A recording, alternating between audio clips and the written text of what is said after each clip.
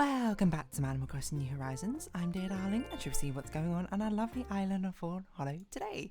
I don't know why I said that so weirdly. Of Fawnhallow today. There we go. Yeah, how are we all doing? We're having a good time. We're vibing. We're relaxing, chilling. All good stuff, probably, hopefully. Question mark. Yeah, what should we talk about today? Great question. Don't have a good answer, but that is, we'll figure it out. I swear, I could talk more about hold on, we'll get onto that in a second. Hello everyone, right now in Fawnhallow at 6:09 PM on Wednesday, June 11th, 2025. Sorry, my brain scrambled apparently. I could talk more about D&D yesterday, not specifically what actually happened yesterday. There's another D&D session today for the other campaign. I genuinely don't know what they're gonna do, to be honest. I was like thinking last night, being like, okay, let's try and sort of prepare a little bit. And when I sat there and being like, I genuinely have no idea what their plan is. So I guess we're just gonna kind of vibe and find out. I have some like small things like planned of like what could be interesting, but at the same time I'm just like, I don't really know what you're gonna be doing, so I don't know. Like I'm not planning to have like a big battle unless a battle ends up being improvised. Mainly because I'm like, we just had like a pretty big like climatic battle.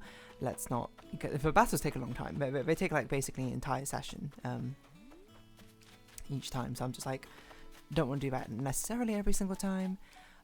But I mean, if it comes to it, sure. Like I can have a vague idea of maybe one thing they might be planning to do. But at the same time, I'm just like, it's kind of up to them now at this point, You might be like, oh, you're not doing a little bit of railroading as a DM. And I'm going to be real. I've done a bit of railroading.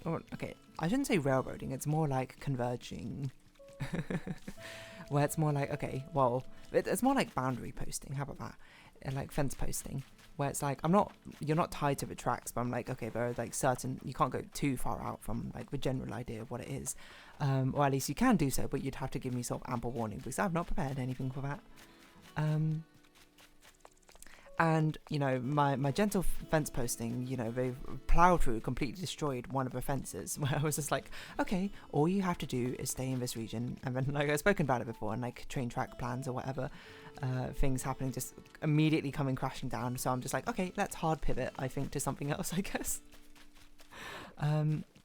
Which has certainly made things interesting, but it has gotten to the point where now that they've sort of accomplished that goal, I'm not really sure what we're going to do. It's kind of up to them to sort of pick a direction and really go to, because I mean, like, for one thing, as a DM, I don't want to be, like, oh, you have to go here every single time. I mean, I think that can work in certain campaigns, certain groups, depending on like the kind of vibe, where people are sort of just like, oh, just give me like a checklist of things to do, and then the journey is kind of more important. The MacGuffin or whatever can be a driving force. I think that can certainly work, but I think that shouldn't be what I think I'm personally aiming for in either of the campaigns. I want it to be the sort of case where I'm like, I'm giving you tools and things to work with. You have to figure out exactly what journey you'll take together, and that adds a bit of freedom to that, because then at the same time they can kind of be like, oh, while this plot point doesn't really interest me, I'm not going to pursue that. And I'm like, okay, fair, you don't have to, or anything like that. Or maybe, I don't want to be like, oh, you should do this character's like exploration first, when they're like, no, we're going to try and do this thing first. And a lot of plans, especially with this campaign, get upended very quickly from very interesting results and choices from some players here and there, which is why I say they're like Guardians of the Galaxy, if anything. I think I compared the other group to Sherlock Holmes, but I couldn't think of a better one. I don't know if I ever said at this point, but I was like, I think actually Scooby-Doo might fit better for the other group. I don't know, it's just kind of got that vibe, Scooby-Doo and Guardians of the Galaxy. Anyway, not the point. So yeah, we're kind of sort of feeling out what's going to happen with that. I genuinely don't know what's going to happen with it. I feel like we have like quite a lot of the plot points already. I think just two of them aren't that interested in it, and one of them and two of the others are kind of, but they're also like, yeah, I don't know. Like, I'm not here to speculate. Basically, whatever happens is whatever happens.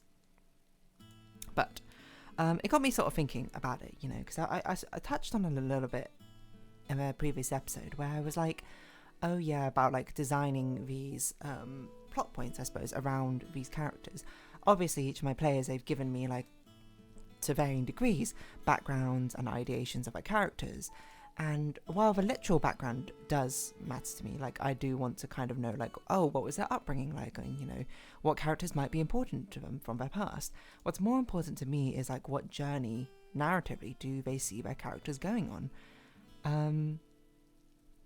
That's kind of what I want to know, because then I can construct the NPCs around it, you know, like I spoke about with a previous one, about the demonic patron. I just a chat with the player, we discussed like what sort of like journey the character could go on, you know, one about the ultimate goal of like trying to control their own magic, but like they could easily see them stay as a good person or like fall to like a bad ending per se, depending on how things get influenced. And I was like, okay, that's, you know, makes sense. Now it's on to me to be like, what can I do to challenge that? What can I do to sort of bring that out? And I think having this sort of interesting dynamic of, from my opinion, like having what this character kind of feels, not necessarily like an evil character, because I think that's misleading, but if you were to take like the episode 1 sort of snapshot, you would be like, this character has something going, like when you don't know anything going on, be like, this character has some stuff hidden. What is going on with this character? Kind of like what's his name from Baldur's Gate 3, you know, I mean, like most warlocks, right, where like obviously if they're an adventuring party, but should be probably trying to do some good, but often tied up with evil contracts, essentially. So I think it's very easy to just be like, oh, just like make this character evil, or like do a simple thing as just like, let's just tempt them to do the evil path over and over and over again. But there's some like considerations of that. This character's quite a naive character, which I feel like you gotta be careful as a DM when you do it, because obviously if a character is, I guess the way I put it is, if you know a character acts a certain way, you putting a scenario in front of them where you already know what they're going to pick is basically kind of like deciding for them, isn't it? In like a weird way. And sometimes I do that. Sometimes I will give a big shiny red button and to the people who want to push a shiny red button and be like, go on, press it. And they'll be like, absolutely. That's all well and good. But like, I feel like ultimately there should be room for players and characters to express themselves, to have the choice, right? That's what I want, to be like, okay, you've given me a character, I'm going to give you scenarios which challenge your character and what they might think, believe, choose, or grow into along their journey. So I think it's very easy that if you get this character prompt, you're just like, let's just tempt them. Like this patron is just like, oh, you do this evil thing, boom, immediate gratification and power. But that feels, at least when I was thinking about it, was like, that feels a bit one note. And especially when I know this player, they would probably want a much more interesting dynamic story to go along with it. Something which, you know, with some players, I'm just like, okay, let's just make it like simple, like we don't need to think too much about moral dilemmas in the story. And with some players, I'm just like, obviously, let's load it up with interesting sort of choices to make. So that's why I was like, you know, what's more interesting than just like temptation to evil? It's like, oh yeah, okay, a bit of temptation and a bit of a struggle behind it. But also now, as it's been revealed, the sort of dynamic between infighting within the sort of opposing factions, you know, enemy of my enemy is my friend, ? And there are more things to it, which I think will probably get revealed in the next session, but I'm not going to say. It depends necessarily what they ask about, I think. But, you know, because I thought it would be really interesting to be like, okay, yes, this patron you hate, but now you're put into a position where you're like, you can be rid of this thing which you hate, but is the alternative worse? Possibly, quite probably, maybe. And it's sort of just like putting this like weird sort of push and pull, being like, well, now I'm fighting now I'm like fighting to defend this thing, this patron that I despise, or I've despised for the entire time. What does that mean for a character, essentially, to do that, you know? And especially with this character who is starting off, you know, pretty sort of, I'm not sure feeble is quite the right word, because they're actually quite capable, but like not a lot of self-confidence in that sort of sense, seeing themselves as quite weak and useless. suddenly like getting a big sort of like reversal of a dynamic in the middle of a story is very interesting, I think. It's not a story where it's just like grow, eventually, you know, rid yourself of your captor. It's now like, okay, things are being sort of flipped on their head a little bit there. And I guess, you know, as a DM, and you kind of make these executive decisions, right? You kind of have to. You can't tell your player being like, okay, this is exactly what I have planned for your character. What do you think? Yes, no. You kind of had to take some risks to be like, okay, you know, this is a story you've given me. This is my own interpretation on what could be an interesting thing to explore with it. I hope that you find it engaging, essentially. I mean, I think it is kind of like an unwritten rule. Like, people do accept that, right? You don't go in being like, oh, the DM is not, you know, the ultimate, you know, god, I suppose, of a world they're creating. They get the final call, basically, on literally everything. And that makes sense. They should, right? They're the ones kind of controlling these sort of things. But I think, at least to peel back the curtain, from my DM perspective, is sort of like, well, I hope that the players find these interesting ways of exploring the character engaging, you know, because, you know, there's always a risk if I do this. And taking this character's example, the player was like, no, this isn't what I really wanted from a character. I kind of wanted that story of slowly building up and then breaking free from their suppressor, essentially, in which case, you know, fair enough. I mean, I guess there's a point to be said, right? If that's exactly what they had in mind, that, you know, that would be something that would be hopefully covered and discussed. If it never gets broached, then that's a fault of my own as a DM for never really phrasing anything in a way which it could come up via discussion. But it's interesting, I think, because I mean, obviously I've done this with all the characters. You know, I've taken their character and been like, what would be an interesting question or story or thing to explore with this character? You know, which I'm not obviously going to tell them. Because I guess I kind of approach it the same way I would go with like writing any character, just being like, what does this character represent and mean? What do they stand for? How can we challenge this character in a way which makes them reconsider this? And then it's sort of like, I've written the first part of that story, then I'll hand it back to the player, being like, now you get to choose what answer they make of it, right? And this is like, I think, the first big sort of reveal for this character, or for any of the characters, I think, where the question has sort of been posed, kind of. Yeah, kind of. Like, two of the other characters in the campaign today kind of had like sort of questions, but, you know, the character narrative wasn't too important, I think, to those characters, or to those players for those characters, so it's lesser thought upon. But this is one of the more definitely narrative focused players who's broaching, I suppose, their big sort of like question. Sort of around this sort of dynamic, I guess.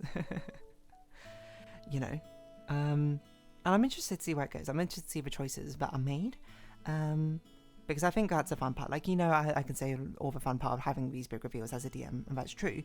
But I mean, as I always say with D&D, is that it's a collaborative experience, both in mechanics and both in narrative.